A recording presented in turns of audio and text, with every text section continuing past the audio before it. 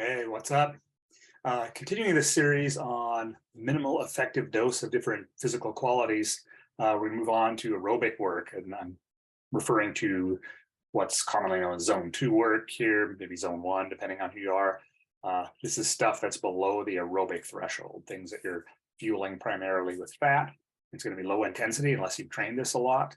And that's what we're going to focus on today. So with this one, I find for most people, it's just getting them up to a minimum effective dose rather than trimming down what they're already doing to try to find what the minimum they can do and keep moving forward.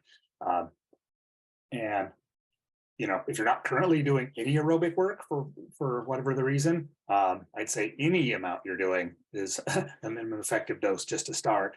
Maybe not optimal, but just getting it in your program is a huge benefit. And in my opinion, it's not really optimal, not optional if you want health, longevity, and improved recovery, no matter what kind of training is your favorite. The health benefits and recovery benefits just can't be overstated for this type of work. And I think, there's been really a high focus on metcons, high intensity work, and strength training has really moved into the forefront. And I'm definitely not saying that those aren't all important qualities too, because they are.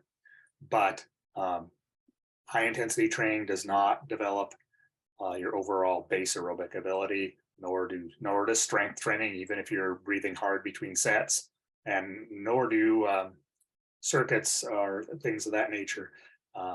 Your actual VO2 moved in a circuit or maybe a CrossFit style metcon, even though your heart rate might be through the roof, it's actually still in many cases pretty low, it turns out. Not too different than if you were doing zone 2 cardio. But the problem is, of course, is you can't sustain the duration of high intensity effort to get the same benefit.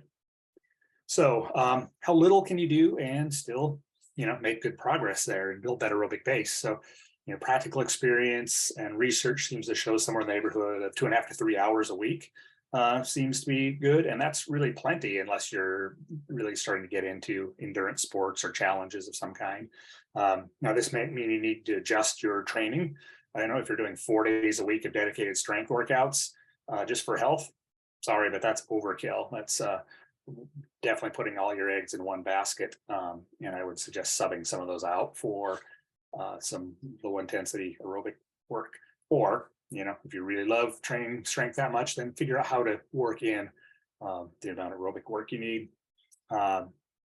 Also, I found 2 45-minute sessions per week has worked great for a number of people. So in my opinion, that would be a really good place to start. In 45 minutes, there's some research that shows that the mitochondrial benefits really start to, you need to accumulate that much in a session to really accrue the benefits there. And that's where we're getting better cellular health, better ability to oxidize fat for fuel. So, at the end of the day, I would say 2 45-minute sessions, that's an hour and a half a week, is a great starting point.